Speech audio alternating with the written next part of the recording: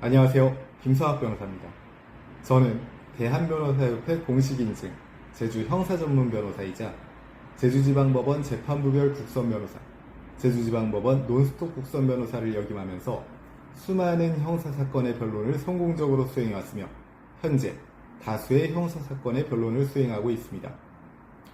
형사사건 스페셜리스트로서 오늘은 형사조정제도에 대해서 설명드리도록 하겠습니다. 형사조정제도란 수사 단계에서 피의자와 피해자 사이의 형사 분쟁을 공정하고 원만하게 해결하여 피해자가 입은 피해를 실질적으로 회복하기 위한 절차입니다. 이는 범죄 피해자 보호법에 근거를 두고 있으며 회복적 사법의 이념을 실현하는 대표적인 제도입니다. 법적으로는 범죄 피해자 보호법 제41조부터 제46조까지의 규정에 근거하고 있으며 각급 지방검찰청 및 지청에 설치된 형사조정위원회를 통해 운영됩니다.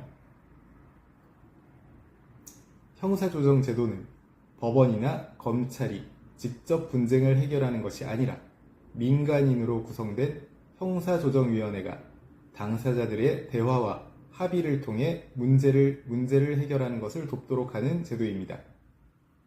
이는 당사자들이 자율적으로 분쟁을 해결함으로써 보다 만족스러운 결과를 얻을 수 있다는 장점이 있습니다. 형사조정제도는 전통적인 형사 절차에 비해 시간과 비용을 절감할 수 있습니다. 법정 다툼으로 이어질 경우 장기간이 소요되고 많은 비용이 발생할 수 있지만 형사조정을 통해 신속하게 문제를 해결할 수 있습니다.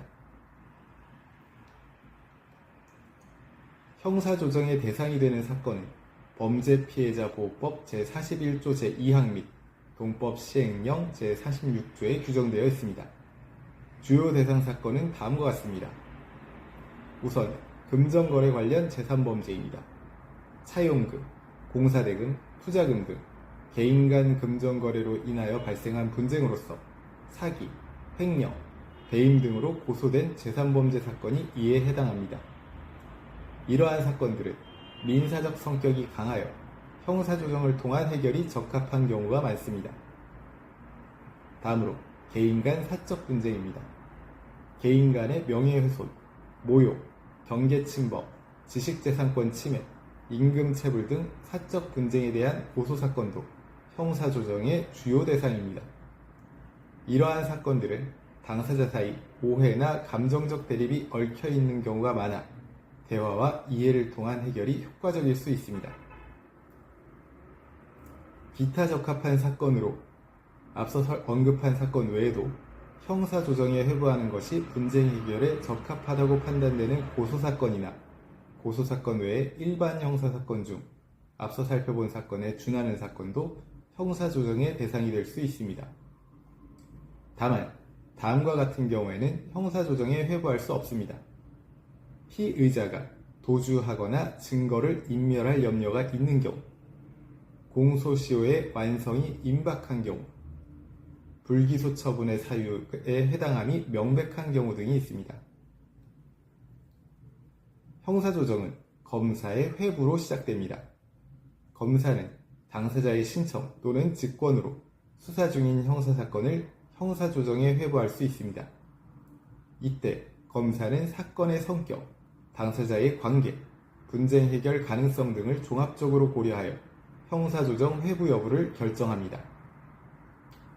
형사조정을 담당하는 형사조정위원회는 각급 지방검찰청 및 지청에 설치되어 있으며 2명 이상의 형사조정위원으로 구성됩니다.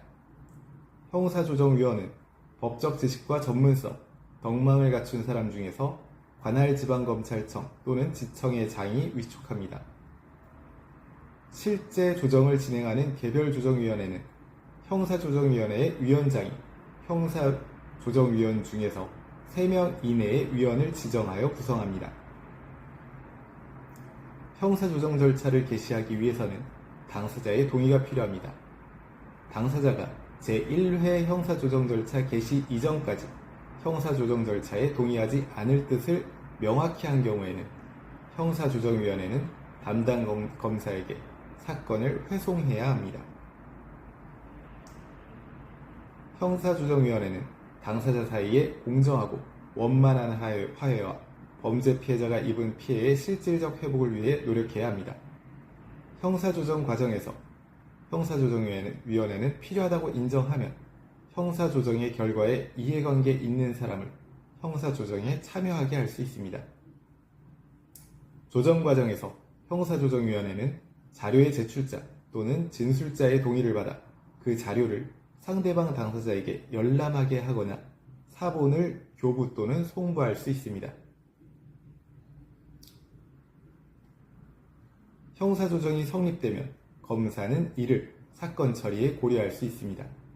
일반적으로 형사조정이 성립되면 검사는 기소유예, 약식명령 청구, 구약식 처분 등 피의자에게 유리한 처분을 내릴 가능성이 높아집니다. 특히 합의금 지급 등 피해 회복이 이루어진 경우에는 더욱 그러합니다. 다만 형사조정의 결과는 민사상 화해와는 달리 그 자체로 집행력을 갖지는 않습니다. 형사조정이 성립되지 않는다고 하더라도 이러한 사정을 피의자에게 불리하게 고려해서는 안 됩니다. 즉 검사는 형사조정이 성립되지 않았다는 이유만으로 구속영장을 청구하거나 더 무거운 처분을 내려서는 안 됩니다. 이는 형사조정제도가 자발적 참여를 전제로 하는 제도임을 고려한 규정입니다. 제주 형사전문변호사로서 강조하자면 형사조정에 회부되었다면 앞서 살펴본 내용들을 토대로 조정 절차에 임하시기 바랍니다. 현재 형사사건에 대해서 법률적 도움이 필요하시다면 언제든지 제주 형사전문변호사 김성학 법률사무소를 찾아주시면 신속, 정확한 해법을 제시해드리겠습니다. 조금이나마 도움이 되셨으면 합니다. 감히 최고라고 자부할 수는 없지만 여러분의 권리를 지키고 항상 최선의 결과로 만족을 드리는 제주 형사전문 김성학 변호사입니다. 감사합니다.